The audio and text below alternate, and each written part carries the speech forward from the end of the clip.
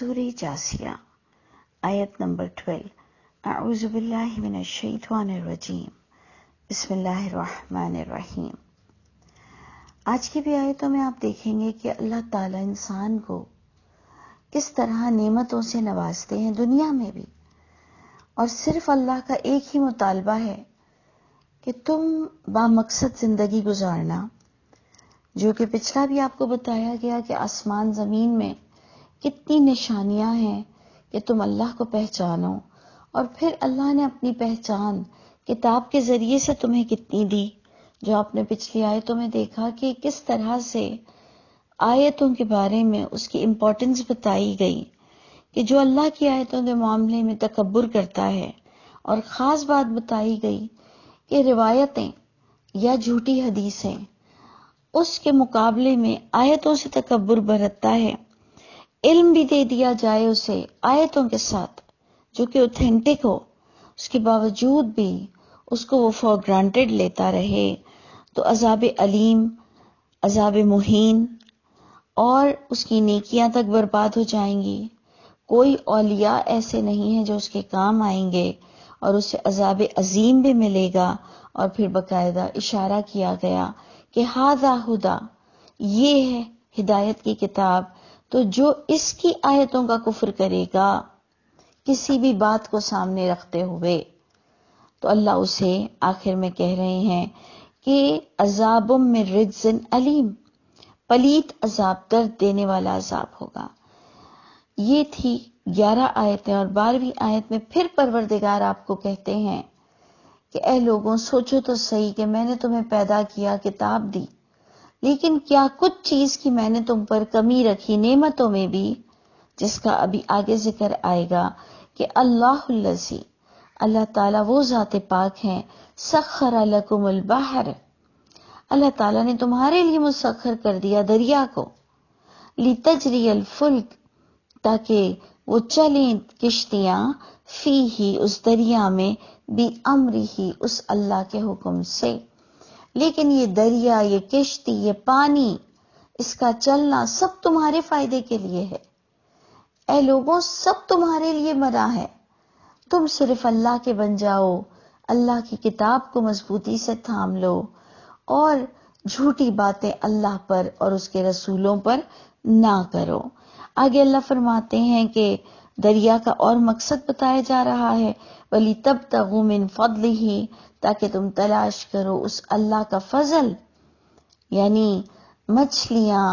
موتی، مونگے، کیا کچھ پروردگار نے تمہارے لیے روزی کا ذریعہ رکھا ہے، تاکہ تم تلاش کرو اس کا فضل، وَلَعَلَّكُمْ تَشْكُرُونَ، اور تاکہ تم قدردان بنو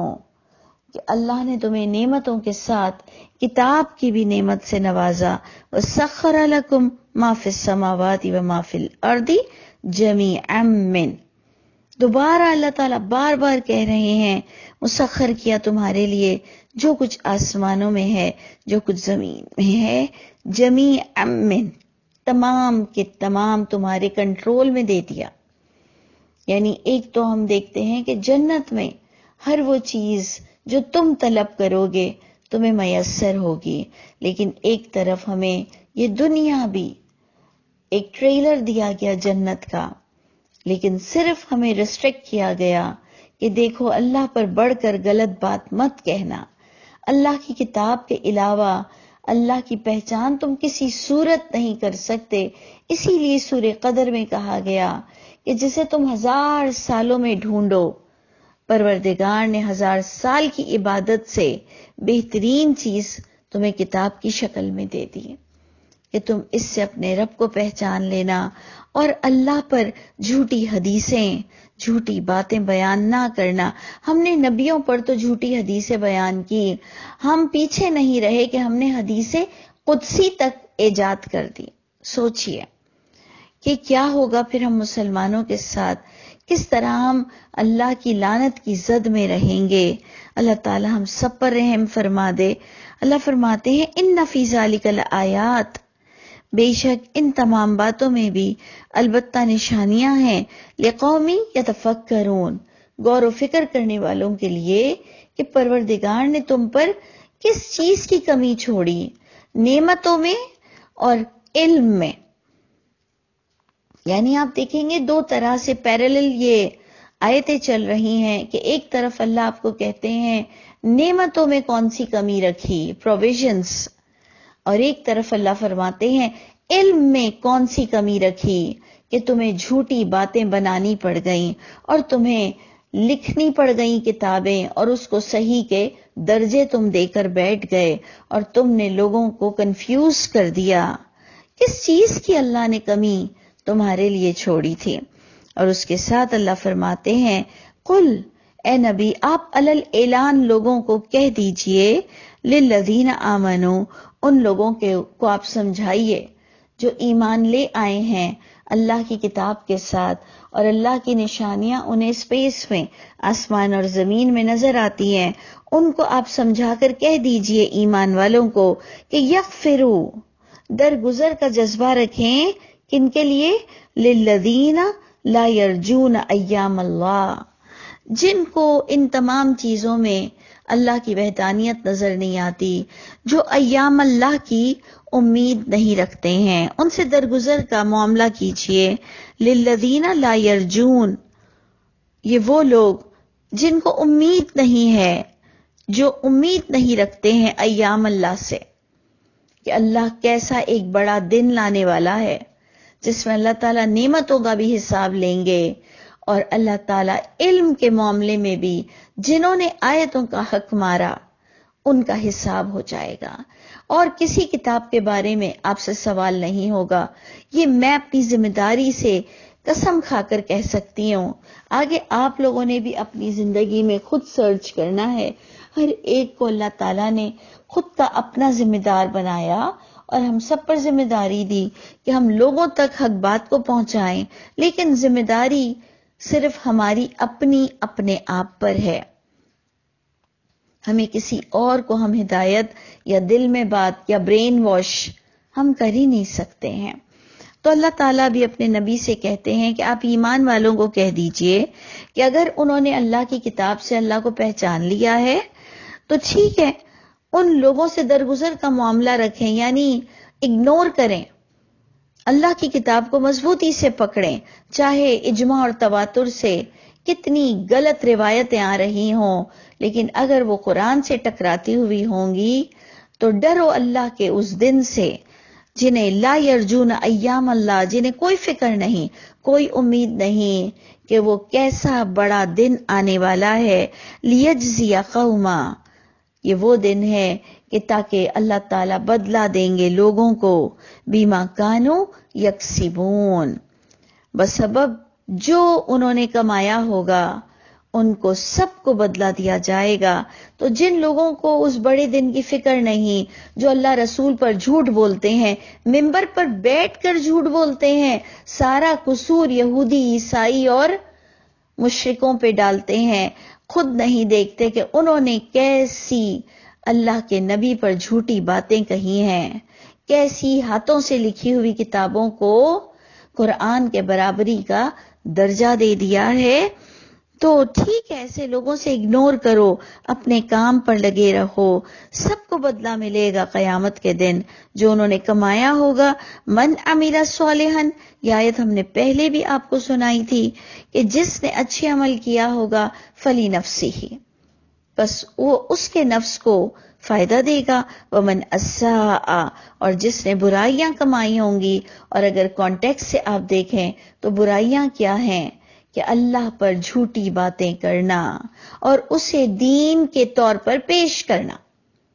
اللہ رسول پر وہ باتیں کرنا جو انہوں نے نہیں بتائیں اور اسے دین کے طور پر لوگوں کو پیش کرنا.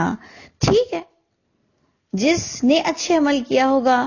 وہ اپنے لیے ہی نفع پائے گا، جس نے یہ برائیاں کی ہوں گی فعلیہا، اس پر اسی کا وبال ہے. جس سے میں سمجھتی ہوں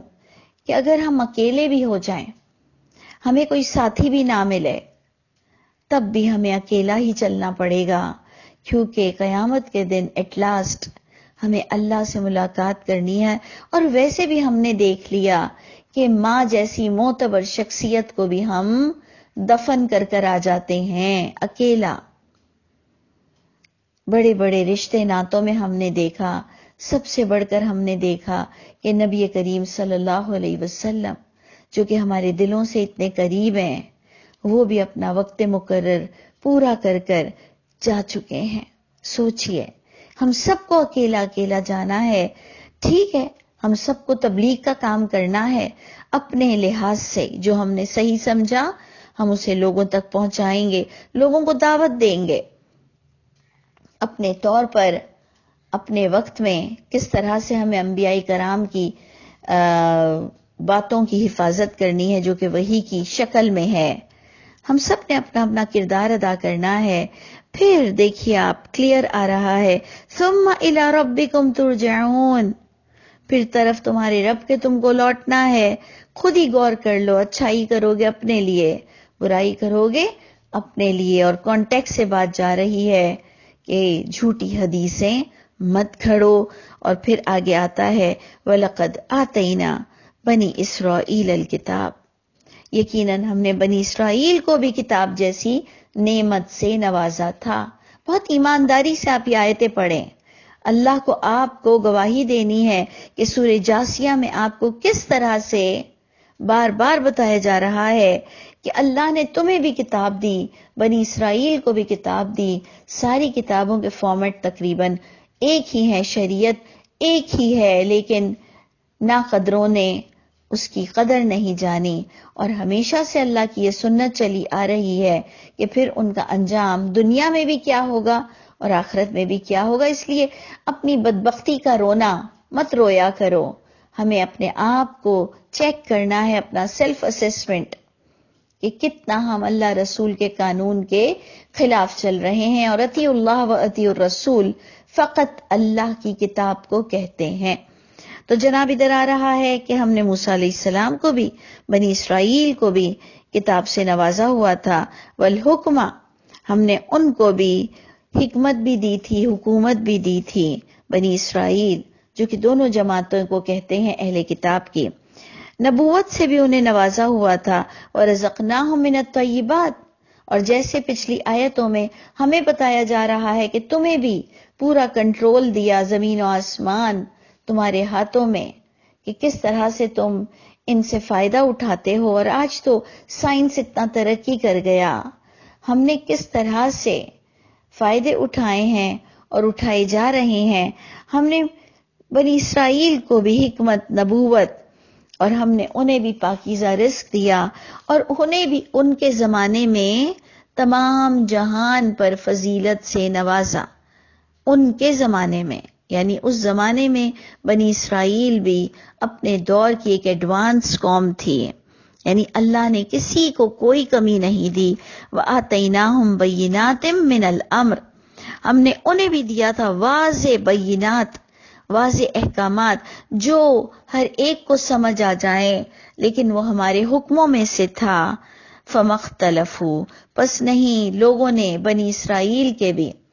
پس نہیں اختلافات کیا انہوں نے، مگر وہ بھی اختلافات میں پڑ گئے، من بعد ما جاءہم العلم، علم آنے کے بعد، اس کے بعد انہوں نے بھی اختلافات کیا جب بات کلیئر کر دی گئی کتاب کے ذریعے سے، ما جاءہم العلم۔ اور اگر آپ کو یاد ہو تو آپ نے پچھلی آیت نمبر 8 پڑھی تھی کہ یہ سنتے بھی ہیں آیت اللہ کو، تلاوت بھی ہوتی ہے، پھر بھی اپنی روایتوں اور اپنے حدیثوں کے کمپیریزن میں ایسے تکبر سے مڑتے ہیں کہ جیسے اللہ کی آیت تو انہوں نے سنی ہی نہیں۔ جب انہیں علم دیا جاتا ہے آیتوں میں سے کہ دیکھو یہ آیت ہے اور یہ تمہاری من گھڑت باتیں ہیں، تو تم کس طرح کا مذاق کر رہے ہو کہ نماز میں وہی آیتیں پڑھتے ہو، نماز سے باہر نکل کر اپنی من گھڑت باتوں کے پیچھے پڑ جاتے ہو، اس میں سے فقہ نکالتے ہو، اس میں سے فتوے نکالتے ہو۔ ڈر نہیں لگتا کہ ذلت والا عذاب ہمارے گلے پڑ جائے گا؟ بنی اسرائیل نے بھی یہی حرکتیں کی، انہوں نے بھی اختلافات کیا۔ اس کے بعد جب کلیئر علم انہیں موسیٰ علیہ السلام اور عیسیٰ علیہ السلام کے ذریعے، وحی کے ذریعے سے دے دیا گیا، بغیم بینہم، یہ کیوں ہوتا ہے؟ ایسا انسان کیوں کرتا ہے؟ اللہ نے اس کا آنسر دیا بغیم بینہم، صرف ضد کی وجہ سے، میرا عالم اچھا، میرا مسلک اچھا، میرے نبی نے یہ بتایا، چاہے قرآن کی کئی آیتوں کی دھجیاں اڑا دی جائیں، لیکن ہم من گھڑت باتیں انبیاء کرام سے لاتے ہیں۔ انبیاء کرام کیسے اللہ کی آیتوں کے خلاف جا سکتے ہیں؟ یہ تو آپ کا پہلے دن سے ایمان ہونا چاہیے کہ انبیاء کرام اللہ کی آیتوں کے خلاف کیسے جا سکتے ہیں، اور اسے تو آپ کو گھر بیٹھے اس حدیث کو ضعیف کا درجہ دے دینا چاہیے کہ جو آپ غور سے دیکھیں آیتوں کو، اور پھر جب آپ حدیث سنیں اور وہ اللہ کی آیت کے خلاف جا رہی ہو تو اتنا بڑا فیصلہ آپ ہی کو کرنا ہے، کیونکہ جس نے یہ حدیثوں کے ضعیف اور مستند ہونے کا فیصلہ کیا ہے وہ بھی ایک انسانی ہے، وہ بلکہ نبی بھی نہیں تھا۔ جنہوں نے بھی حدیثوں کو ضعیف اور مستند کرنے کا طریقہ اختیار کیا وہ بھی ایک انسان ہی تھا۔ تو آپ کو تو ساری زندگی محنت کرنی ہے کہ میرے نبی پر کوئی جھوٹ نہ بولے، اور الحمدللہ اللہ نے ہمیں اتنی طاقت دی ہے، اتنی سمجھ دی ہے کہ ہم اپنے فیصلے خود کریں گے، اور ہم لوگوں تک باتوں کو اجاگر انشاءاللہ ضرور کریں گے۔ اللہ تعالیٰ عافیت کا معاملہ فرمائے۔ تو یہاں پر بات یہ بتائی جا رہی ہے، ان ربک یقضی بینہم یوم القیامہ، ایسے لوگوں کے لیے فیصلہ، بے شک تیرا رب وہ فیصلہ فرمائے گا ایسے لوگوں کے درمیان جو علم آنے کے بھی بعد اپنی صرف ضد اور انا کی وجہ سے حق بات نہیں کر سکتے ہیں، ان کے درمیان فیصلہ ہوگا قیامت کے دن، فیما کانوا فیہ یختلفون، ان تمام باتوں کے بارے میں جن میں لوگ اختلاف رائے رکھتے ہیں۔ تو آپ کو کم از کم ماسٹر ہونا چاہیے، ماسٹر مائنڈ ہونا چاہیے، اختلافی باتوں پر آپ کو عبور حاصل ہونا چاہیے، نہ کہ آپ بھی کنفیوز رہیں اور آپ کہیں مجھے نہیں پتا کون صحیح کہہ رہا ہے۔ اگر ایک انسان یہ کہتا ہے کہ مجھے نہیں پتا کون صحیح کہہ رہا ہے، یہ ہاتھوں کی لکھی ہوئی کتاب یا اللہ کی کتاب، تو یقیناً ہم نے وہ نمک حرامی کی ہے کہ اللہ نے ہمیں ہر نعمتوں سے نوازا، لیکن ہم اللہ کے معاملے میں بالکل اپنا کانسیپٹ کو کلیئر نہ رکھ سکے۔ ایسا کیسے ہوا کہ ہمیں اللہ سے اتنی محبت ہی نہیں ہوئی کہ ہم اللہ کو پہچان سکیں اور بھرے مجمع میں حق بات کو کہہ سکیں کہ یہ اللہ کی کتاب کے خلاف بات ہے، اس کو مانا ہی نہیں جائے گا، اور نبیوں پر الزام نہ لگاؤ، بہت برا انجام ہوگا۔ اللہ تعالی ہم سب کے حامی و ناصر ہوں۔